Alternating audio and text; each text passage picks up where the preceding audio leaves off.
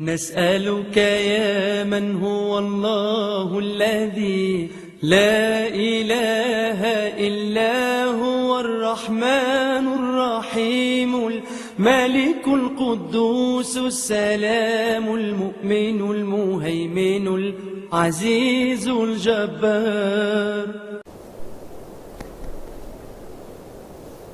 بسم الله الرحمن الرحيم. الحمد لله وحده والصلاة والسلام على من لا نبي بعده. أما بعد فأعوذ بالله من الشيطان الرجيم. بسم الله الرحمن الرحيم. هذا بلاغ للناس ولينذروا به وليعلموا أنما هو إله واحد وليذكر أولو الألباب. وقال رسول الله صلى الله تبارك وتعالى عليه وسلم: من سن في الإسلام سنة حسنة فعمل بها بعده كتب له مثل أجر من عمل بها ولا ينقص من أجورهم شيء. ومن سن في الإسلام سنة سيئة فعمل بها بعده كتب عليه مثل وزر من عمل بها ولا ينقص من أوزارهم شيء. رواه مسلم.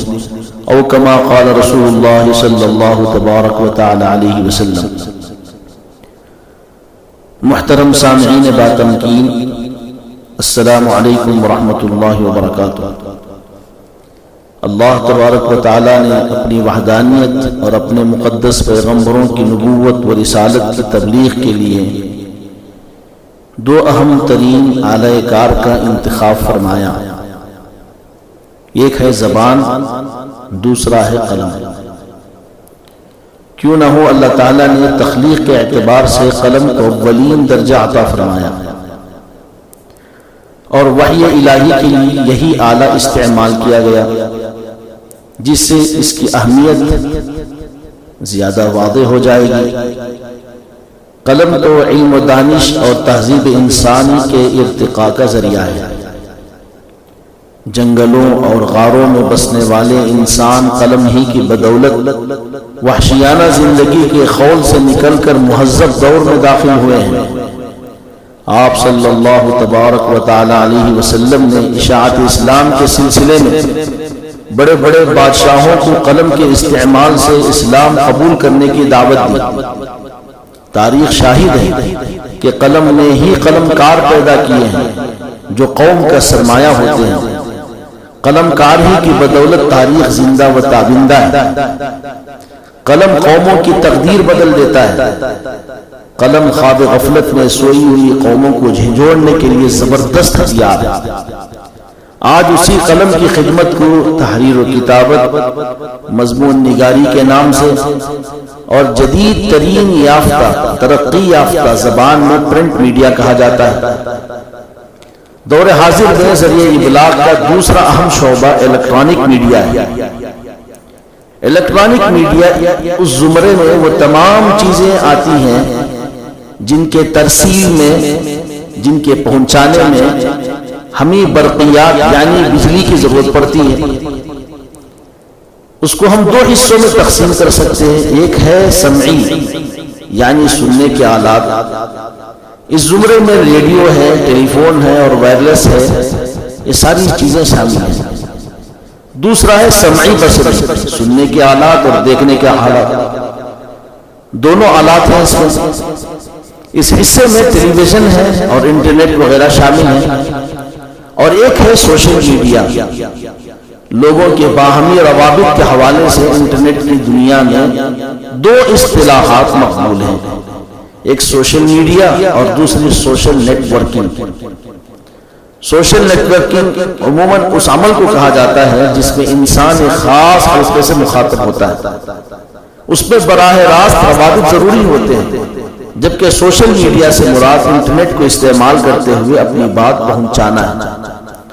اس سوشل میڈیا کے فوائد بھی ہیں، مثلا رابطے کا آسان اور سستا ترین ذریعہ، آسان اور سستا ذریعہ معلومات، چاہے عام خبر ہو یا علمی خبر ہو. اسی طرح تعلیم میں مدد اس سے حاصل ہوگی. اسی طرح باہمی دلچسپی کے موضوعات پر ہم خیال لوگوں سے بات چیت میں آسانی ہوگی. جہاں سوشل میڈیا کے فوائد ہیں وہیں اس کے نقصانات بھی ہیں، جیسے غلط معلومات کا انبار، غلط فہمیاں پھیلنے کا تیز ترین اور پھیلانے کا تیز ترین ذریعہ، اور سوشل میڈیا کا نشہ ایسا سوار ہوتا ہے کہ وقت ضائع ہو جاتا ہے، جیسا کہ جبکہ ہمارے پاس مثل مشہور ہے، الوقت اثمن من الذهب، وقت تو سونے سے بھی زیادہ قیمتی ہے۔ وقت کی مثال تو برف کی سلی کی طرح ہے جو پگھلتا چلا جاتا ہے۔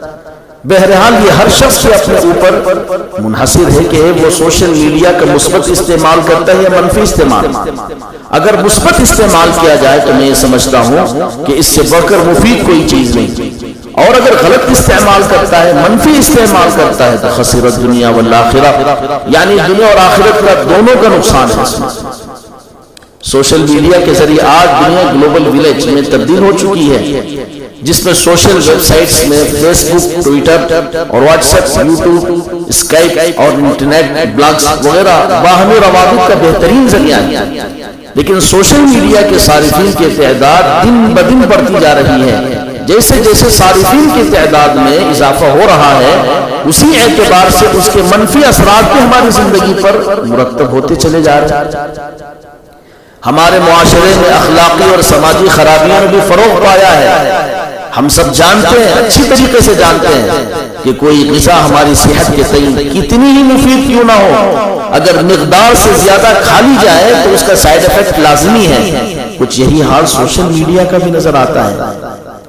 تاریخ شاہد ہے کہ ہمارے ملک ہندوستان میں سوشل میڈیا ہو، پرنٹ میڈیا ہو، الیکٹرانک میڈیا ہو، جس کے مثبت اثرات کم ہیں، تو ایسے نازک ترین دور میں احقاق حق اور ابطال باطل کے لیے علماء ربانیین اور دانشوران قوم و ملک و ملت آگے بڑھ چڑھ کر اس کی اصلاح کی فکر کرنا اشد ضروری ہے۔ بالخصوص نوجوانوں کو اسلامی اقدار و تہذیب کی طرف توجہ مبذول کرانا ایک اہم فریضہ ہے۔ ہاں، مسلم سماج کی کچھ نئی نسل ایسی بھی ہے جو عریاں تصاویر اور فحش مواد پر مشتمل ویڈیوز لائک اور شیئر کرنے میں ذرا برابر بھی شرم و حیا محسوس نہیں کرتی۔ اس کے دل میں تھوڑا بھی خوف و ہراس نہیں ہوتا۔ شاید وہ یہ سمجھتے ہیں کہ اسے خلوت میں کوئی نہیں دیکھ رہا ہوتا ہے، جبکہ رب کریم اپنے بندوں کے تمام افعال کو، اعمال کو ہر وقت دیکھ رہا ہوتا ہے۔ وہ تو اپنے بندوں کے شہرت سے بھی زیادہ قریب ہے۔ قرآن پاک میں ہے وَنَحْنُ أَقْرَبُ إِلَيْهِ مِنْ حَبْلِ الْوَرِيدِ، اللہ پاک اپنے بندوں کے شہرت سے بھی زیادہ قریب ہے۔ یقیناً ایک مسلمان ہونے کے ناطے ہمیں یہ بھی ذہن میں رکھنا چاہیے کہ کل بروز قیامت ہماری آنکھیں، ہمارے کان، ہماری زبان اور ہمارے دل سب کو خدا پاک کے حضور جواب دینا ہے۔ قرآن پاک کے 15ویں پارے میں اللہ تعالیٰ نے ارشاد فرمایا إِنَّ السَّمْعَ وَالْبَصَرَ وَالْفُؤَادَ كُلُّ أُولَئِكَ كَانَ عَنْهُ مَسْئُولًا۔ کانوں کا سوال ہوگا تو کانوں کا جواب، آنکھوں کا سوال ہوگا تو آنکھوں کا جواب، دل کے اعتبار سے ہر ایک کے بارے میں کل قیامت میں اللہ تعالیٰ پوچھے گا تو سب کا جواب دینا ہوگا۔ اس لیے جب ہم سوشل میڈیا کا استعمال کرتے ہیں تو ہمیں چاہیے کہ تصاویر ہو اور ویڈیوز جو ہم دیکھتے ہیں، چاہے خلوت ہو یا جلوت، ہر جگہ اللہ تعالیٰ سے ڈرنا چاہیے۔ والدین سے بھی ہماری درخواست کی جاتی ہے، والدین سے بھی درخواست کی جاتی ہے کہ وہ اپنے بچوں کو بچپن ہی سے اس لت سے محفوظ رکھیں۔ دیکھا یہ جاتا ہے کہ بچہ رو پڑتا ہے، بچہ بچہ ہی ہوتا ہے، صبی صبی ولو کان نبی، بچہ بچہ ہی ہوتا ہے، بچہ رو پڑتا ہے، ضد کرتا ہے، تو ماں باپ فوراً موبائل میں گیمز اور کارٹونز گانا ڈال دیتے ہیں اور بچے کے ہاتھ میں تھما دیتے ہیں، جس سے وقتی طور پر تو بچہ خاموش ہو جاتا ہے اور دل بہلانے لگتا ہے، لیکن جو عمر بڑھنے لگتی ہے اور اس کے ہوش و حواس سنبھالنے لگتا ہے اور جوانی کے دہلیز پر قدم رکھتا ہے تو بچپن کی خاموشی ابھرتے ہوئے نفسانی خواہشات کا گھنا بنا سیلاب امٹ پڑتا ہے، پھر حالات خوب مقدر ہو جاتے ہیں، برباد ہو جاتے ہیں، جس سے اخلاقی برائیاں اور سماجی بدکاریاں اس کے اندر سرایت کر جاتی ہیں۔ آئے دن واقعات آپ اور ہم نے سنا بھی ہے اور دیکھ بھی رہے ہیں۔ نماز، روزہ، زکوٰۃ، حج اور اسلام کی بنیادی تعلیمات اور فرامین نبوت پر عمل تو دور کی بات ہے، ایمان اور عقیدے سے فرار ہو کر مذہب اسلام سے بیزارگی اور تنفر کا اظہار کرنے لگتا ہے۔ قرآن پاک میں اللہ تعالیٰ نے ارشاد فرمایا وَمَن يَبْتَغِ غَيْرَ الْإِسْلَامِ دِينًا فَلَن يُقْبَلَ مِنْهُ وَهُوَ فِي الْآخِرَةِ مِنَ الْخَاسِرِينَ۔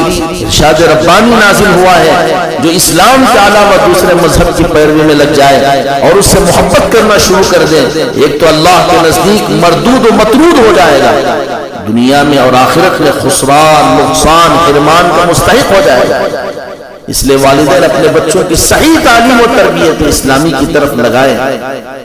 اور ابھی 2 دن قبل کی بات ہے، ایک بڑے شہر میں بیوی اور بچے اینڈرائیڈ موبائل کے شوقین تھے، جس سے بیوی شوہر کی ادائیگی اور حقوق میں کمی کیا کرتی تھی اور بچے بڑے نافرمان ہو گئے تھے۔ بہت سمجھایا شوہر نے، بہت سمجھایا، لیکن بیوی اور بچے دونوں سمجھنے سے عاجز و قاصر۔ بالآخر شوہر نے موبائل فون اپنے پاس محفوظ کر لیا اور ذریعے معاش کی تگودو کے لیے گھر سے الصبح نکل گیا۔ لیکن کچھ ہی گھنٹوں بعد خبر موصول ہوئی کہ موبائل دستیاب نہ ہونے کی بنا پر چوہے کی دوائی جو سراسر زہر ہے دودھ میں ماں اور بچے نوش کر گئے۔ یہ کوئی غیر مسلم گھرانے کی کارگزاری نہیں ہے، بلکہ مسلم گھرانے کی حالت زار ہے، جو آپ کے سامنے ابھی میں نے بیان کیا۔ یہ مسلم گھرانے کی حالت زار ہے۔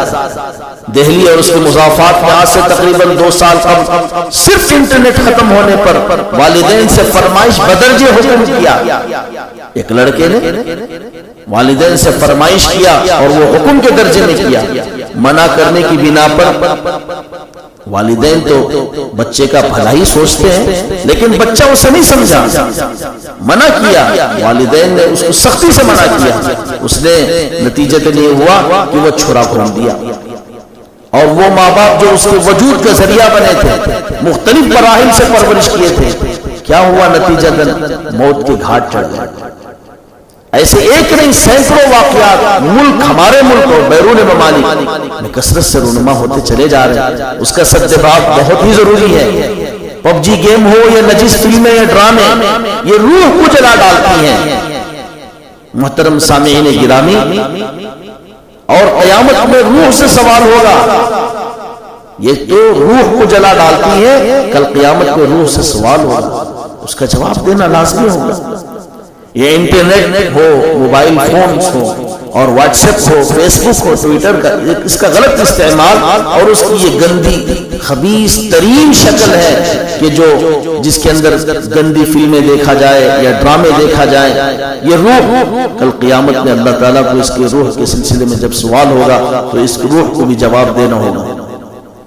لیکن الحمدللہ استعمال کی دوسری مفید ترین باعث ثواب شکل بچپن ہی سے قرآن پاک کی تلاوت کے سننے میں اور اس کے سنانے میں، نعت نبی صلی اللہ علیہ وسلم کے سننے سنانے میں، حمد و مناجات، اصلاحی بیانات اور متقی خدا ترس علماء اکرام کی تقاریر ہو، ان کے نصائح ہو، چھوٹے چھوٹے معصوم لبوں سے خدا کی تحمید و تقدیس و تکبیر، اور انبیاء اکرام علیہم السلام اور صحابہ اکرام رضوان اللہ تعالی علیہم اجمعین اور حضرات صلحاء اور حضرات علماء کی مقدس ترین زندگی، برقی آلات، یوٹیوب وغیرہ اور دیگر انٹرنیٹ کے آلات کے ذریعے سننے سنانے کا اہتمام کیا جاتا ہے۔ بچے بچپن ہی سے ولایت کا راستہ تلاش کر لیتے ہیں، ولی کامل بننے کی فکر کر کے دنیا اور آخرت میں فوز و فلاح اختیار کر جاتے ہیں۔ الحمدللہ ثم الحمدللہ ایسے بھی ہیں، لیکن یہ بہت کم ہے، اور بلکہ 95% وہ ہیں جن کی زندگیاں یہ غلط روش پر اور غلط راہ پر، جن کی زندگیاں پڑھ کر کے اپنی زندگی کو تباہ و تاراج کر رہے ہیں، جبکہ معلوم ہونا چاہیے کہ اس کے اندر یہ چیز بھی موجود ہے کہ اگر کوئی انٹرنیٹ استعمال کرتا ہے، دشمن طاقتیں، مسلم دشمن طاقتیں یہ ہمیشہ اس کے پیچھے لگی ہوئی ہیں، اور وہ یہ دیکھ رہے ہیں کہ یہ کیا کیا استعمال کر رہا ہے، یہ پب جی کھیل رہا ہے، یا یہ کیا یوٹیوب کے اندر کیا استعمال کر رہا ہے، یا کوئی ملک سے باہر کی کوئی خبریں یہ دیکھ رہا ہے، یا ملک کے اندر کی خبریں یہ دیکھ رہا ہے، یہ کیا دیکھ رہا ہے۔ ساری چیزیں وہ انٹرنیٹ کے جو مشہور ہیں اور وہ جو ان کے مشہور جو اڈے ہیں وہاں وہ ساری چیزیں بیٹھ کر کے وہ دیکھ رہے ہیں، اور کہیں ایسا نہ ہو کہ اس کے اندر ہمارے مسلمان نوجوان اس کا شکار بن جائیں، اس لیے ان کو بچانے کی بہت سخت ضرورت ہے۔ بہرحال گفتگو کو یہیں سمیٹنا چاہتا ہوں۔ مجھے اس محترم شان اکابر و اسلاف کا نور نظر یوٹیوب چینل ترغیب و ترہیب پر سوشل میڈیا کے استعمال شریعت کی نظر میں اس وقیع عنوان کو مجھے دیا گیا، اللہ تعالیٰ اس کے مؤسسین کو جزائے خیر عطا فرمائے اور اس کے فیض کو اللہ تعالیٰ چہار دانگ عالم میں عام و تام فرمائے، اللہ تعالیٰ اس کو شرف قبولیت کی دولت سے مالا مال فرمائے۔ آخر میں صرف تتمے کے طور پر آخر میں صرف اتنا ہی کہوں گا کہ الحمدللہ ارباب افتاء بالخصوص جدید فتاوے اور اس کے حاملین الحمدللہ سب مفتیان کرام جدید اور قدیم فتاوے کے ماشاءاللہ ماہرین ہیں۔ الحمدللہ اس وقت جدید فتاوہ اس کے پیش نظر مثبت کاموں کے لیے اور منفی کاموں سے احتراز کرنے کے لیے فقہی اصول ہے، فقہی ضابطہ ہے۔ درء المفاسد اولا من جلب المصالح، یہ الاشباح والنظائر جو ماشاءاللہ اصول فقہ کی مشہور و معروف کتاب ہے الحمدللہ، اور یہ دارالافتاء میں بالخصوص ارباب افتاء اس کو پڑھتے ہیں اور اس کو پڑھاتے ہیں الحمدللہ، جس کے اندر بہت سارے اصول لکھے ہوئے ہیں، جس کے اندر یہ بات بھی موجود ہے درء المفاسد اولا من جلب المصالح، دفع مضرت جلب منفعت سے مقدم ہوتی ہے۔